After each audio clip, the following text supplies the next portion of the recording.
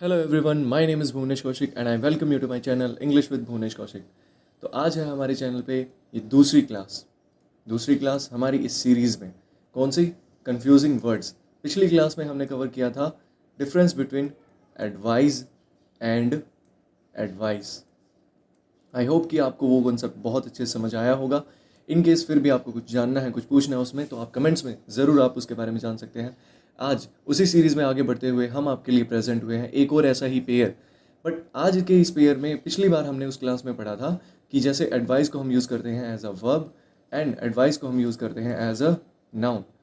आज हम इस पेयर में सेम इसी कॉन्सेप्ट को पढ़ने वाले हैं, लेकिन यहाँ अब नाउन और वर्ब के अलावा एक और कॉन्सेप्ट भी यहाँ पे हमने ऐड किया है कि जो हमारी ब्रिटिश और अमेरिकन इंग्लिश है उसमें जो इन वर्ड्स को लेकर के डिफरेंस है उसको भी हम यहाँ पर देखने वाले हैं। तो देखिए, आज के उस पेयर के साथ हम स्टार्ट करते हैं और आज की क्लास देखते हैं। So let's move to the next slide. Okay, so here we are. So as you can see that this person is holding the flag of America.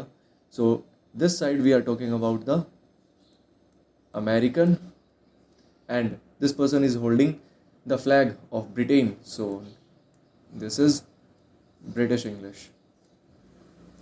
देखो, अमेरिकन और ब्रिटिश इंग्लिश ही है जो सबसे प्रोमिनेंट इंग्लिश है, यानी कि दुनिया भर के अंदर सबसे ज़्यादा इन्हीं का हम यूज़ करते हैं। अब वैसे तो हम अगर देखें तो सबसे ज़्यादा अमेरिकन इंग्लिश का यूज़ किया जाता है, क्योंकि America being the most powerful country in the world. So लेकिन इंडिया के अंदर कंटेक्स्ट में हम देखें तो इंडिया में हम स्टैंडर्ड फॉर्म में यूज़ करते हैं ब्रिटिश इंग्लिश का। जो इंडियन इंग्लिश भी जिसे हम कह सकते हैं, थोड़ी सी मॉडिफिकेशन के साथ में वो बनती है ब्रिटिश से। ठीक है, देखिए, अब अगर हम यहाँ आज के हमारे टॉपिक पे बात करें तो हम करने वाले हैं आज डिस्कस प्रैक्टिस एंड प्रैक्टिस। जी हाँ, दोनों वर्ड्स की प्रोनाउंसिएशन सेम है। सो ऐसे वर्ड्स को हम कहते हैं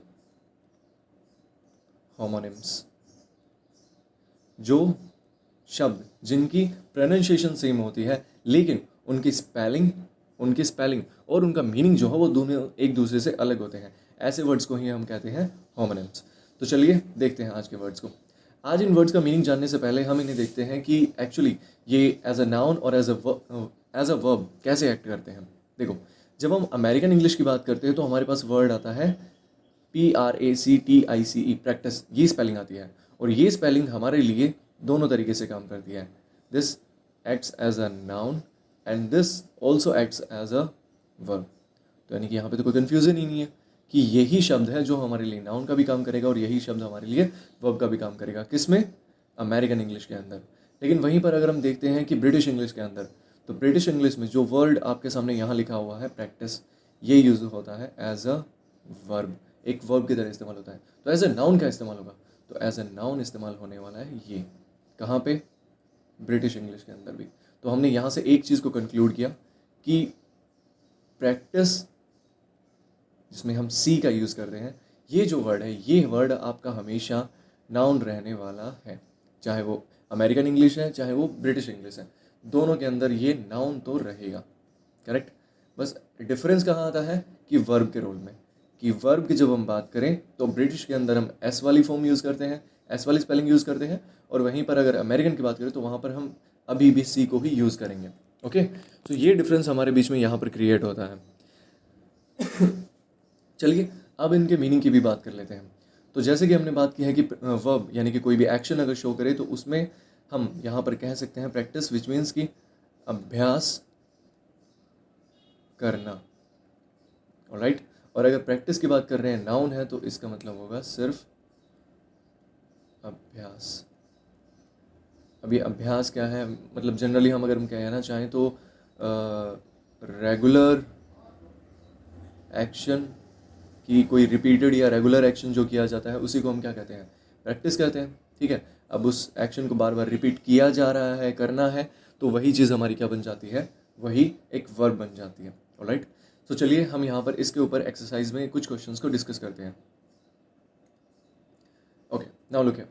देखिए, जहाँ पर हमने इस कलर के साथ में लिखा हुआ है, यहाँ हम रिप्रेजेंट करना चाहते हैं ब्रिटिश इंग्लिश को, और इसके साथ में हम लिखेंगे यहाँ पे अमेरिकन इंग्लिश को।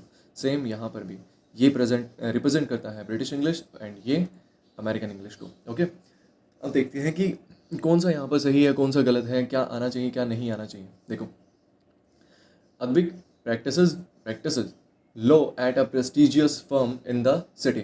अगर हम पहले सेंटेंस में देखें तो हम देखते हैं कि हमें यहाँ पे एक्चुअल में एक नाउन की ज़रूरत है या एक वर्ब की ज़रूरत है, पहले वो जानना ज़रूरी है।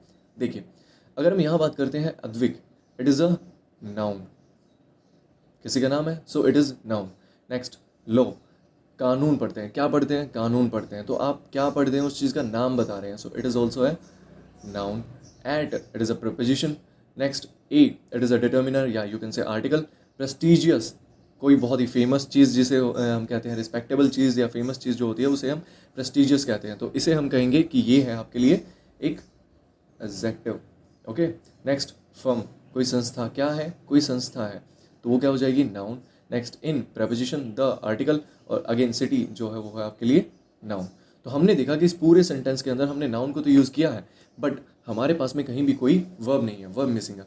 और अगर कोई सेंटेंस में वर्ब नहीं है, इट मीन्स कि वो सेंटेंस ही नहीं है। तो यहाँ हमें इस सेंटेंस के अंदर एक वर्ब का होना ज़रूरी है। इट मीन्स कि जो भी ये हमने वर्ड लिखे हैं ये हमारे यहाँ पर किसकी तरह काम करेंगे, वर्ब की तरह काम करेंगे। Okay, all right, that's correct. So हमें यहाँ पर पता लग गया कि यहाँ पर क्या होना चाहिए, वर्ब ही होनी चाहिए। ओके, अब वर्ब होनी चाहिए, तो वर्ब होने के लिए हमारे पास दो चीज़ें आ सकती हैं। पहला कि वो यानी कि प्रैक्टिस विद एस भी हो सकता है और प्रैक्टिस विद सी भी हो सकता है। अमेरिकन की बात करें तो वो ए से बन सकता है, और ब्रिटिश इंग्लिश की बात करें तो वो एस से बनने वाली स्पेलिंग होगी, राइट। तो हम अगर यहाँ देखें तो इस सेंटेंस के अंदर हमारे पास वर्ब होनी चाहिए, और दोनों के दोनों जो है, इसमें ये वर्ब ठीक है और इसमें ये वर्ब ठीक है, तो इसीलिए इस सेंटेंस में हम कह सकते हैं कि दोनों के दोनों फॉर्म जो हमने एज एन ऑप्शन यहाँ पे यूज़ किए हैं वो दोनों करेक्ट हैं। क्यों?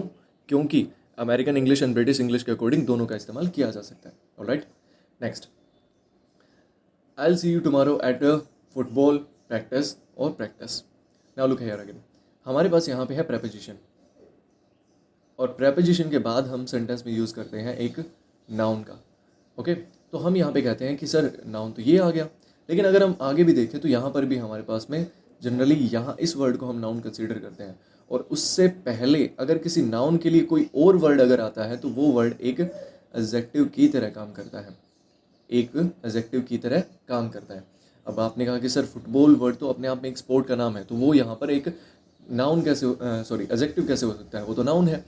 तो देखो, पहली चीज़ कि जब भी कभी आपके लिए ऐसा नज़र आए कि कोई नाउन जो है एक एडजेक्टिव का रोल निभा रही है, तो उसी को हम कहते हैं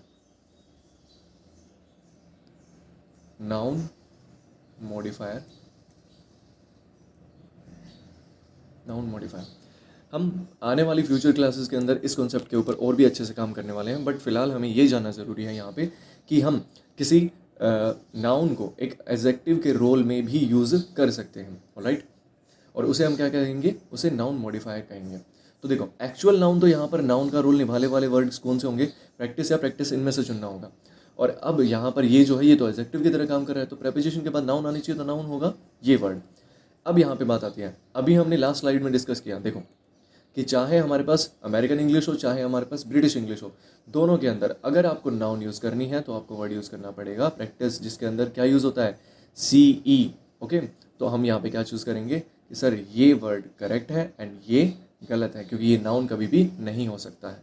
okay, look at the next sentence. Next is practice makes a man perfect. अब ये जो प्रोवर्ब है आपने बहुत बार सुनी होगी।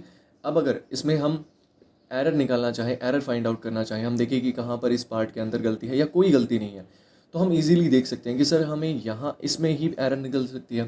कैसे? देखो, ये तो वर्ब है, और क्योंकि हमारे पास ये अनकाउंटेबल चीज़ है तो इसे गिन नहीं सकते, तो ये हमेशा सिंगुलर रहेगी, और सिंगुलर के अकॉर्डिंग सिंगुलर वर्ब ठीक है। और बाकी बचे हुए पार्ट में हमें कोई ऐसी एरर नज़र नहीं आ रही है, तो ये करेक्ट है पार्ट। और हम अगर यहाँ डिस्कस कर रहे हैं तो यहाँ होना चाहिए। अब ये सेंटेंस के अंदर है सब्जेक्ट, और सब्जेक्ट हमें पता है कि सर सब्जेक्ट या तो कोई नाउन हो सकता है या फिर कोई प्रोनाउन हो सकता है। प्रोनाउन हमारे पास कोई है नहीं। अगर हमारे पास ऑप्शन में है प्रैक्टिस एंड प्रैक्टिस, तो उसमें से हमें बनाना होगा नाउन, और नाउन बनाने के लिए सर आप इस वर्ड को यूज़ नहीं करेंगे, we will use PRACTICE, practice. Okay, तो ये वर्ड आपके लिए यहाँ पे करेक्ट होगा, ये एरर थी इस पार्ट के अंदर। Next sentence is she wants to practice और प्रैक्टिस स्पीकिंग इंग्लिश। अब देखिए बेटा, अब यहाँ पर हमने वांट्स, मेन वर्ब तो हमारे पास ये आ गई, और ये है हमारे पास में इन्फिनेटिव, और जब हम इन्फिनेटिव यूज़ करते हैं तो टू प्लस V1 किसका यूज़ करते हैं, V1 यानी कि वर्ब का यूज़ करते हैं। और वर्ब अगर यूज़ कर रहे हैं तो अमेरिकन इंग्लिश के अंदर ये वर्ब बनती है और ब्रिटिश इंग्लिश के अंदर ये वर्ब बनती है। तो इट मीन्स कि ये सेंटेंस भी हमारा बिल्कुल सही है, दोनों यहाँ पे हमने वर्ब ही यूज़ किए हैं। सो इट मीन्स कि हमारे पास ये सेंटेंस करेक्ट होगा। ऑलराइट, आई होप कि ये आपको समझ आया होगा। फिर भी अगर आपको कोई डाउट्स हैं तो आप कमेंट्स में ज़रूर बताना इसके बारे में। हमने यहाँ इस एक्सरसाइज के अंदर मल्टीपल टाइप के जो क्वेश्चंस हमारे पास हो सकते हैं, whether it is about any competitive examination जहाँ पे एरर फाइंड आउट करने को लेकर के हैं, फिलर्स हैं जहाँ पे, ठीक है, या चूज़ करने को लेकर के हैं। तो हमने सभी टाइप के सेंटेंसेस को कवर करने की कोशिश की। इसके अलावा भी हमने कुछ कॉन्सेप्ट यहाँ पे डिस्कस किए, जैसे noun modifier, parts of speech को हमने यहाँ पे कवर किया। सो ऐसे ही नेक्स्ट क्लासेस के अंदर भी हम बहुत सारे कंसेप्ट लेकर आते रहेंगे और ऐसे ही कंफ्यूजिंग पेयर्स को भी लेके आते रहेंगे। So thank you very much, stay healthy, stay tuned.